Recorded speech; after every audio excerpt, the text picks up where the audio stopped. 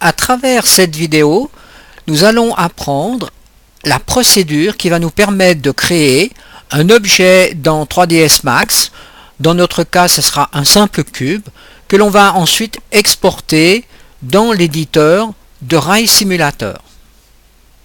La première chose à faire est de se rendre sur le site de Rai Simulator, donc raisimulator.com.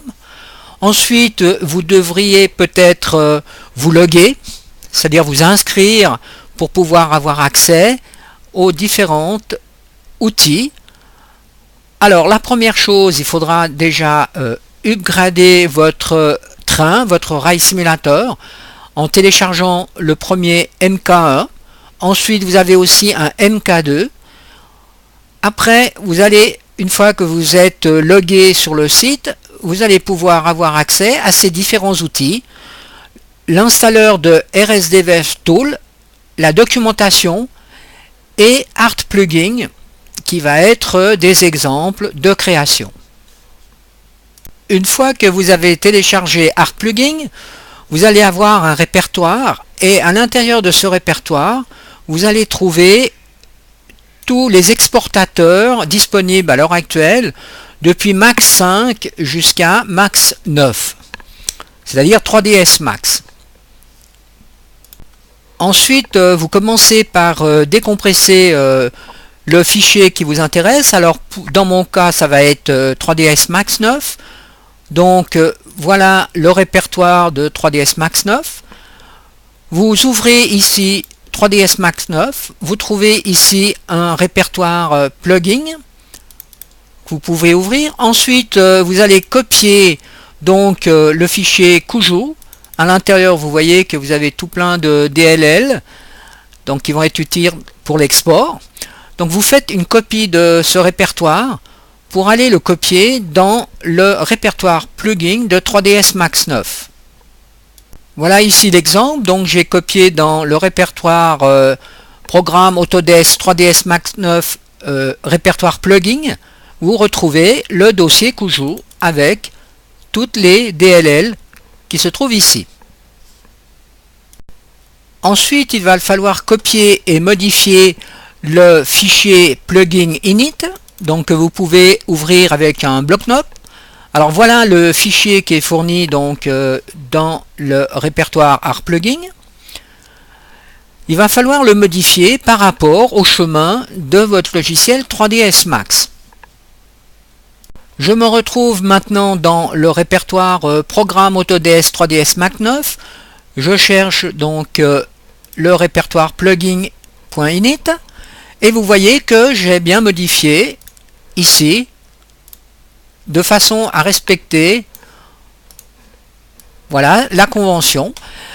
Donc ici vous voyez que je dois bien mettre le chemin où se trouve réellement 3ds Max 9 et bien respecter les espaces et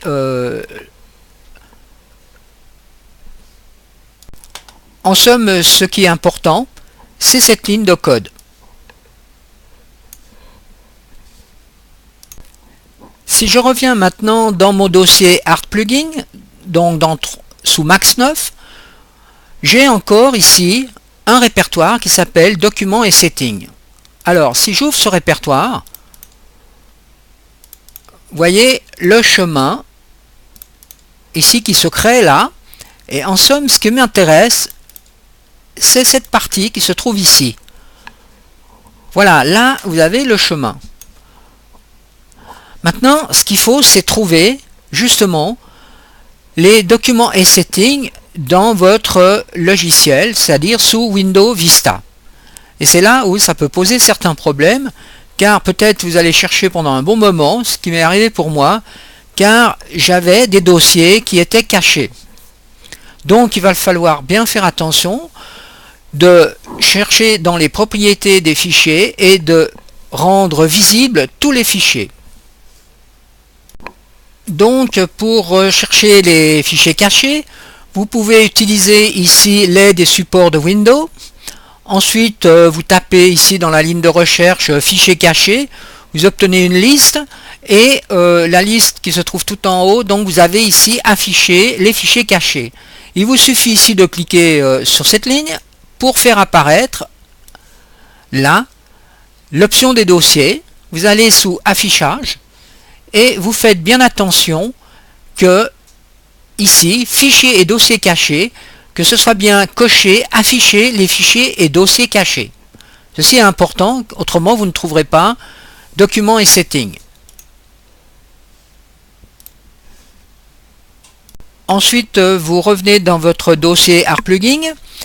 Donc ici, on a vu que c'était documents et settings. Ici, on a tout le parcours. Et vous allez copier donc le plugin CFG. Si j'ouvre ce répertoire, vous voyez qu'il y a d'autres utilitaires à l'intérieur de ce répertoire. Alors, vous copiez ce répertoire et ensuite, vous allez le rajouter dans les applications, donc documents et settings, l'application donc dans Windows Vista. Vous cliquez donc sous le nom de votre ordinateur. Ensuite, vous retrouvez justement le répertoire application data. Ensuite, vous ouvrez local. Vous retrouvez ici Autodesk, 3ds Max. Et ce qui nous intéresse, c'est ce répertoire, ENU, et ensuite, là, vous copiez votre répertoire plugin CFG. Donc si je l'ouvre, je vais retrouver à l'intérieur les différents exports qui sont nécessaires pour la bonne réalisation de vos exportations. Vous avez encore dans le répertoire ArtPlugin un répertoire qui est MathScript et Lightning Setup. Donc vous allez décompresser, ensuite vous allez copier les 3 scripts qui se trouvent ici, que vous allez copier donc ici et coller dans le répertoire script de 3ds Max 9. Donc à cet endroit, donc programme Autodesk 3ds Max 9, répertoire script. Vous avez encore dans le répertoire ArtPlugin un répertoire Photoshop. Ceci va nous permettre justement de pouvoir exporter les textures, au format ES. C'est le format qui est utilisé par Ray Simulator. Alors pour cela, vous avez ici le répertoire de Photoshop et vous voyez qu'il va falloir copier ces différentes choses et les positionner comme c'est indiqué ici. La DLL va être dans la racine donc de Photoshop, dans le répertoire principal de Photoshop, et puis le AS format va se trouver dans le plugin de Photoshop.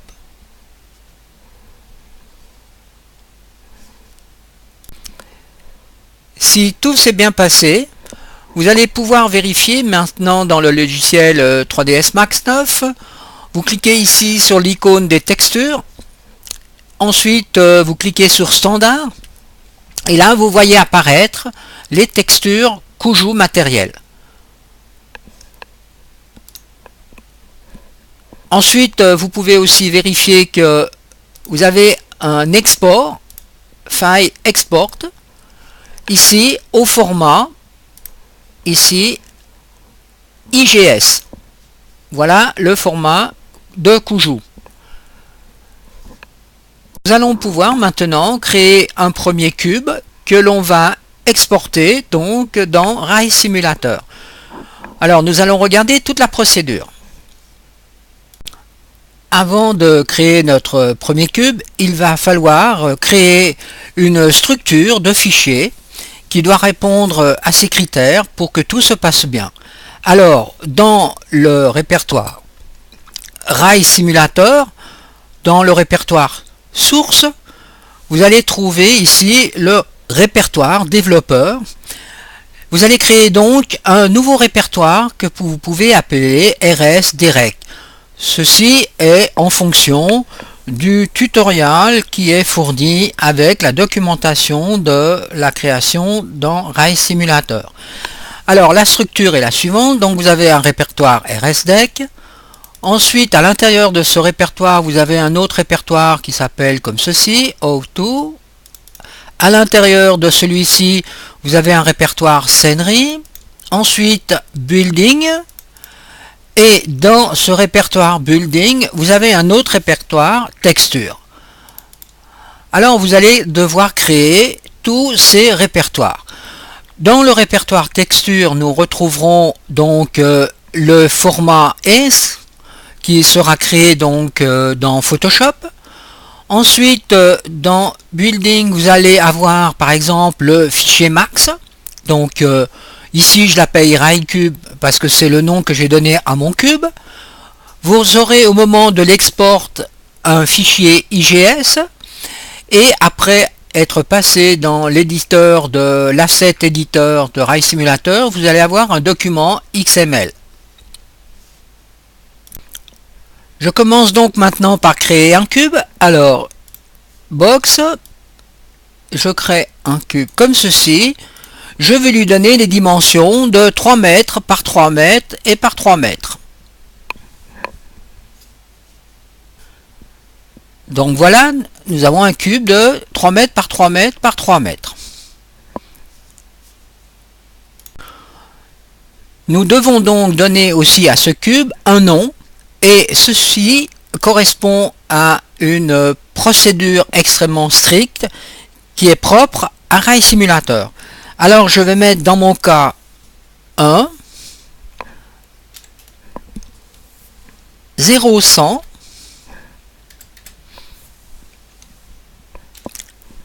et je vais l'appeler OOZ, par exemple, ou bien cube. Vous trouvez donc ici l'explication dans le PDF 4.03. Voilà le format donc que vous devez utiliser pour le nom. Et tout ceci est en minuscule. Alors N, c'est ce qu'on appelle le level of detail. Donc ce sera le 1. Vous pouvez avoir un 2 et un 3. Et en somme, la valeur qui se trouve derrière, à cet endroit, donc 50, 100 ou 1000, ce sont des mètres. Donc là, le premier se verra par exemple jusqu'à 50 mètres. Ensuite, le deuxième, ce sera l'objet donc que vous aurez créé dans 3ds Max qui se verra jusqu'à 100 mètres et l'autre jusqu'à 1000 mètres. C'est-à-dire que ces objets vont devenir de moins en moins précis vu qu'ils se voient de plus en plus loin. Donc le numéro 1, le niveau 1 est le niveau le plus près, donc le plus détaillé. Si nous revenons maintenant sur notre cube, il va être extrêmement important de le positionner en 0, 0, 0, donc dans les coordonnées x, y, z, 0. Donc pour cela, vous cliquez ici sur cette icône, ce qui vous permet d'obtenir ici, vous voyez, la possibilité de déplacer votre objet. Mais bon, une façon beaucoup plus rigoureuse est de mettre ici la valeur 0 en x, y et z. Voilà, nous sommes au centre du monde. Un recadrage. Et ceci est aussi extrêmement important. Donc là, vous voyez, j'ai corrigé, j'ai mis un petit h. J'avais fait une erreur au préalable. Ensuite, vous cliquez sur l'icône modificateur et vous allez convertir votre box en un éditable poly. Donc l'éditable poly vous permet de travailler sur les sommets. Vous voyez ici, les sommets sont sélectionnés, ou sur les faces d'un cube, voilà, ou bien sur le cube entièrement.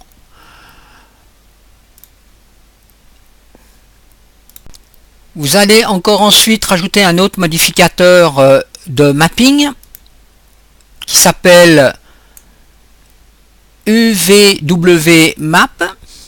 Ensuite, vous allez choisir ici un mapping du type box. Là, nous sommes en plein air, vous voyez. Là, si je mets box, voilà, ici j'ai un mapping sur le cube.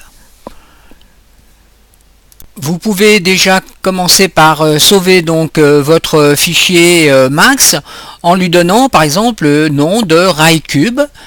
Et ensuite, vous voyez, vous devez bien vous trouver dans le chemin que nous avons créé avant, donc dans la structure que nous avons créée avant. Ensuite, vous pouvez ouvrir le logiciel donc Photoshop et vous allez créer votre première texture. Alors pour cela, je fais File, New et je vais donner une texture qui va aussi répondre à certains critères, ici qui sera de 256 pixels par 256 pixels. OK.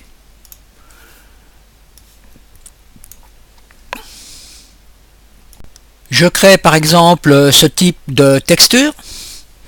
Ensuite, je vais sauver ce fichier, donc cette texture, au format S. Alors, File, Save As, et vous voyez ici, vous cherchez donc le format S que vous devez retrouver si vous avez bien installé les plugins dans Photoshop. Ensuite, je lui donne le nom de testcube.s que je mets dans le fameux répertoire de textures.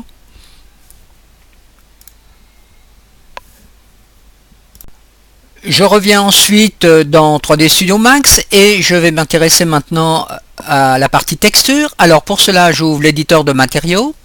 Je choisis ici par exemple une boule. Ensuite, je clique ici sur Standard et je vais chercher le matériel Kuju que je sélectionne. OK. Maintenant, vous devez avoir le shader en somme que vous utilisez sera sur texture diffuse. Vous voyez ici que vous pouvez sélectionner plusieurs shaders. Donc on prend ici texture diffuse. Ensuite je clique sur le slot ici et je choisis bitmap. Donc c'est une image. Et là je vais aller chercher donc la texture que j'ai mis dans le fameux répertoire. Voilà la texture que je vais donc associer, testcube.s, donc ici vous avez le chemin. Alors je choisis, la texture est donc visible ici, ouvrir, et elle est attribuée à ce pot de peinture. Maintenant il suffit simplement de faire un drag and drop et de le poser sur le cube, de cliquer sur cette icône pour le rendre visible dans la scène. Je peux ensuite rétracter tous les modificateurs. Donc bouton droit, Collapse All, Yes. Maintenant, il va falloir exporter ce cube donc dans le bon répertoire. Alors pour cela, je vais sous File, Export. Alors attention, Export Selected ne fonctionne pas. Donc d'abord, désélectionner l'objet ici, faire File, Export, et choisir donc le répertoire où le cube doit donc être enregistré. Voilà donc ici le chemin que vous devez respecter. Ensuite, vous allez créer donc un fichier IGS. Donc ici, vous pouvez chercher le type d'export. Donc c'est Kuju intermédiaire géométrie. Donc ici, je choisis un fichier RaiCube que j'appelle .igs et je fais enregistrer. Au moment que vous avez cliqué sur enregistrer, vous avez ici les options donc de l'exportateur de Kuju. Alors, il vous va falloir bien cocher cet endroit, texture namespace, et puis cette possibilité ici. Le reste comme ceci par défaut. Ensuite, vous cliquez ici sur Export. Et si tout se passe bien, là, c'est marqué Export complet.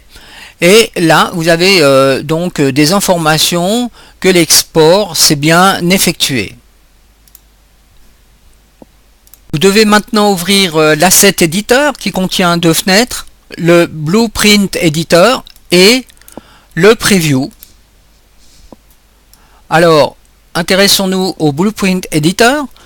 Ici, nous retrouvons donc dans Fichier source le répertoire RS-Derec que je peux ouvrir, Auto, Scenery et Building. Et là, nous avons donc ici le format IGS, RaiCube, ça c'est le fichier 3ds Max, Et là, dans le répertoire texture, nous avons la texture Test Cube. Je me positionne ici sur le fichier IGS. Ensuite, je le sélectionne. Je clique sur bouton droit et je fais New Shape Blueprint. Ensuite, je vais choisir ici le format Scenery Blueprint. Je fais OK. Et à ce moment-là, une fenêtre s'ouvre que je vais devoir remplir. Je donne par exemple le nom ici de RaiCube en anglais et en français. Ensuite, je me déplace à cet endroit et sous catégorie, je vais chercher par exemple la catégorie Domestic Building. Ensuite ici sous Provider, je vais mettre RS Derek. Et sous Product of 2. Maintenant, je dois sauver ce fichier en faisant Save et je vais faire Export pour créer le fichier XML que je vois apparaître à cet endroit. Nous pouvons donc maintenant vérifier que le cube a bien été exporté dans Rai Simulator. Alors pour cela, je choisis une route. Ici, j'ai créé au préalable mi route en libre. Maintenant, je dois sélectionner donc l'éditeur de Rai Simulator. Donc je clique ici sur cette map monde. J'apparais ici donc dans l'éditeur de Rai Simulator. Ensuite, je vais à cet endroit. Je clique ici sur ce cube avec ces petites flèches orange, ce qui me permet d'ouvrir ici une nouvelle fenêtre. Donc ici vous pouvez cliquer sur les punaises pour que la fenêtre reste ouverte. Là vous voyez que je retrouve le répertoire développeur et le répertoire RS Derek que j'ai créé. Ici le sous-répertoire of2, je peux donc cliquer dessus pour le rendre actif. Maintenant, pour voir le cube dans l'éditeur, je vais ici dans les maisons, les domestic buildings, puisque je les avais mis, j'ai mis le cube dans cette catégorie. Je descends à cet endroit, je trouve ici le RaiCube que je peux positionner maintenant sur le terrain. Vous voyez que à partir d'une certaine distance, le cube disparaît, donc environ 100 mètres. Voilà. J'ai donc créé un premier cube dans l'éditeur de Rai Simulator. Vous voyez que c'est une procédure assez complexe et il faut absolument suivre cette procédure d'une façon très scrupuleuse car la moindre petite erreur fait que vous n'obtenez absolument rien.